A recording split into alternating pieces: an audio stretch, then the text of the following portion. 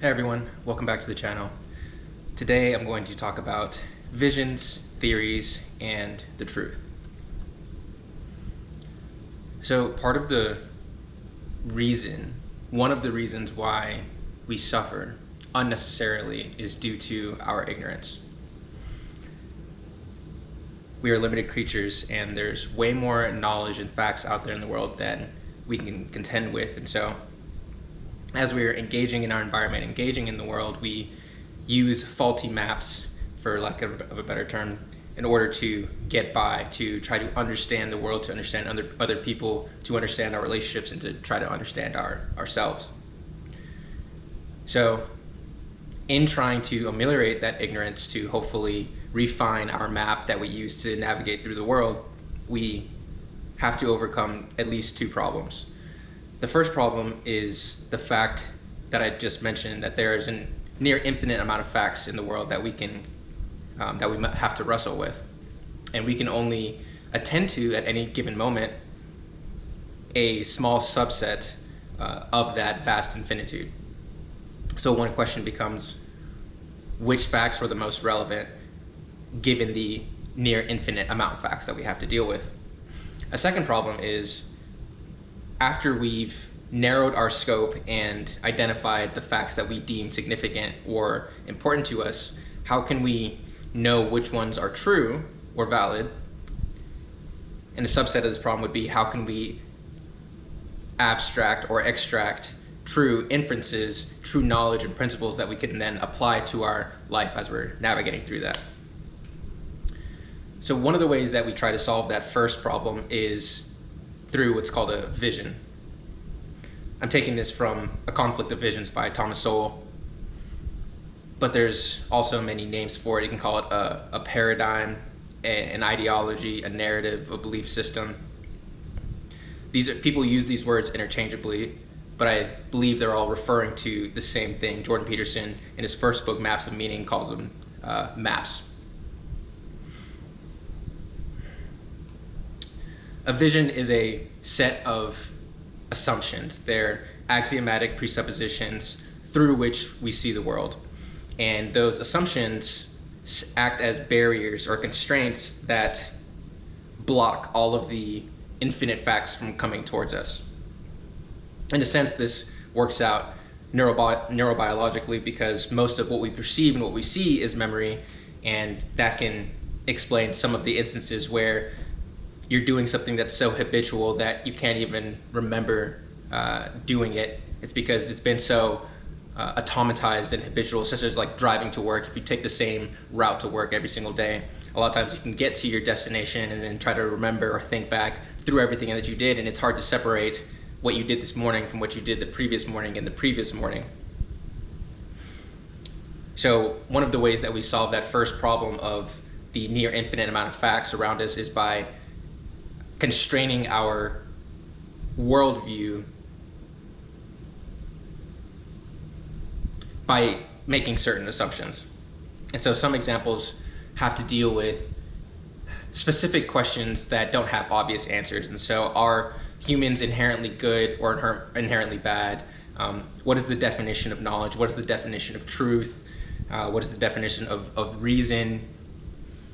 What is justice? What is freedom? These are more social questions, but there are some foundational questions that, depending on how you answer them, determine how you see the world and thus determine how you act and how you think about the world. But a lot of these questions, they just aren't obvious, or they don't have obvious answers. So the vision, oftentimes it's quite implicit. It's something that you've developed through experience. It can also be informed by the things that you read and the information that you intake explicitly, but oftentimes we don't think about those initial assumptions.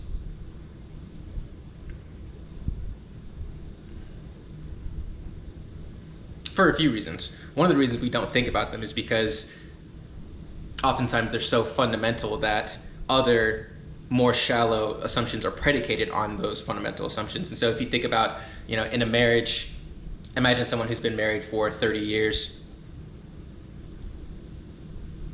a fundamental assumption in that marriage is that, let's say you're the husband, it's that your wife loves you. But imagine if you find out that for the past 29 years your wife has been having an affair. Your conception of the past, your conception of the present, and your predictions about what will happen in the future are all predicated on, to a large degree, that belief that your wife loves you. But then to find out that assumption becomes shattered, that can be very painful. And so painful, in fact, that some people would just rather not look at that or have that assumption challenged, or look at any evidence that might challenge that assumption. And we see this in a lot of conversations today as well. For anyone who listens to certain debates or watches debates over cultural or international issues, a lot of times they can become, I guess this is what people can refer to when they're saying the conversations become political. It's that the foundational assumptions aren't the same, and those foundational assumptions lead to different theories, which I'm going to talk about in a second, and those theories lead to different understandings of the facts at hand, or even the selection of different facts. And so that's another key point. Your vision determines what you see. It determines the facts that you're going to pay attention to, and it also determines how you're going to interpret those facts. So that's a vision.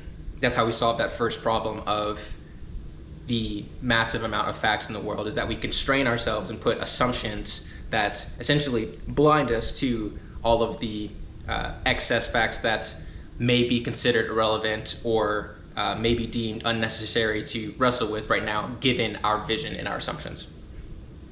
So after you have a vision, those are your sets of assumptions, or your basic set of axioms, you then have a theory on top of that. And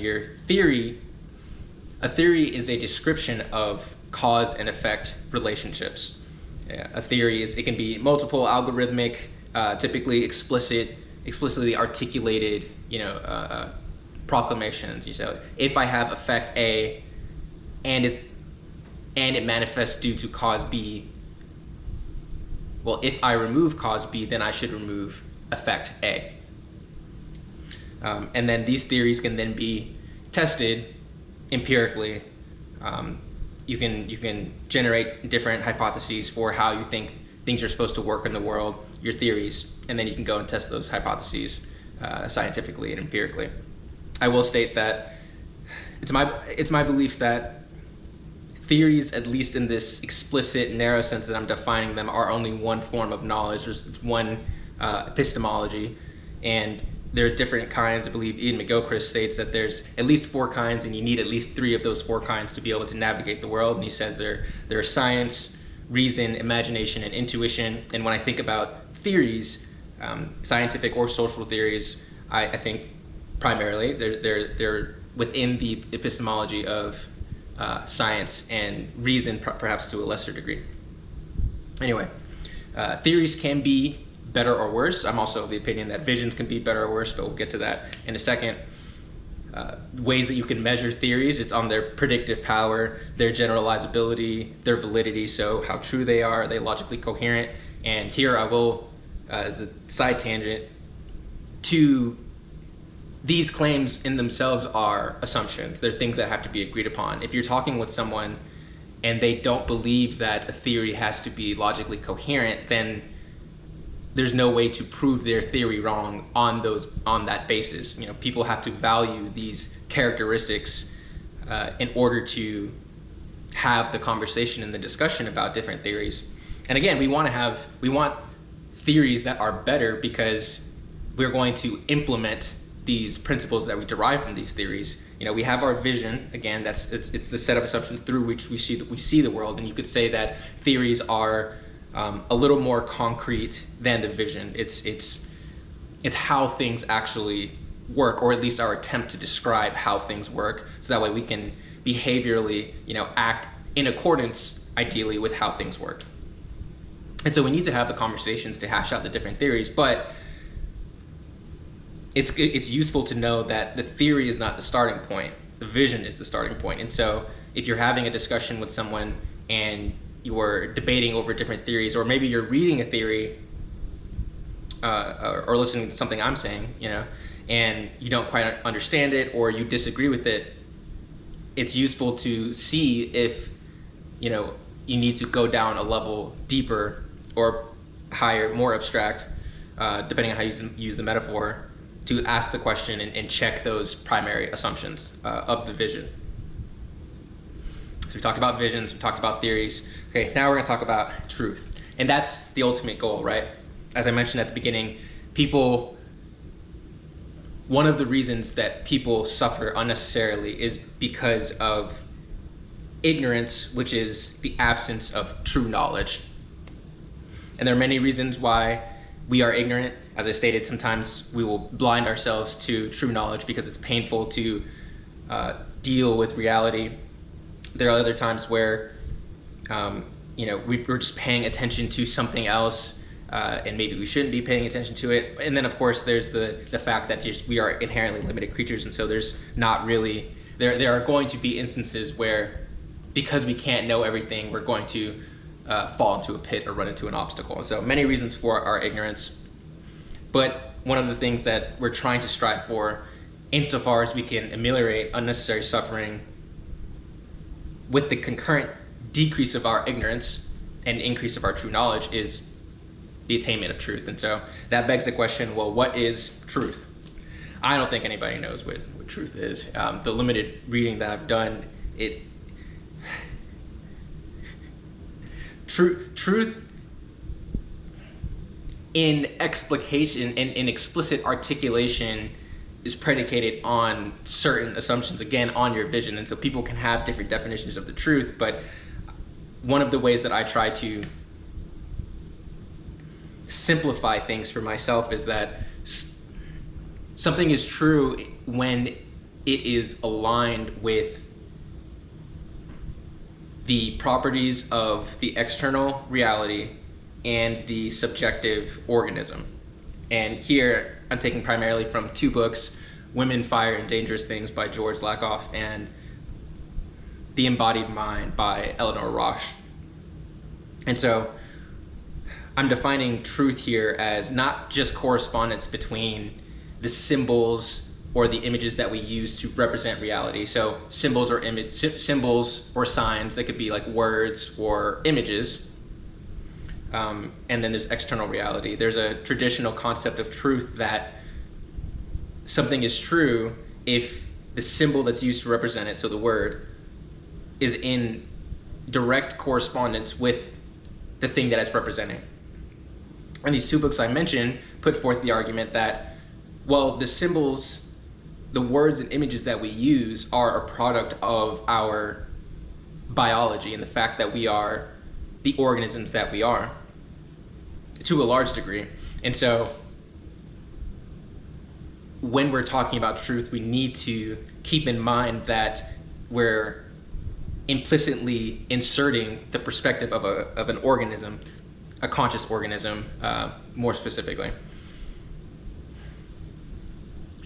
So again, we're trying to seek truth because, well, if you're under that definition of truth, if you act out propositions that are not in alignment with who you are as a subjective organism, or if you act out principles that are not in alignment with the external reality, then that mismatch can just lead to bad decisions being made. It can lead to painful decisions. You can receive consequences that you don't want. And you can see in part of the reason that we get anxious.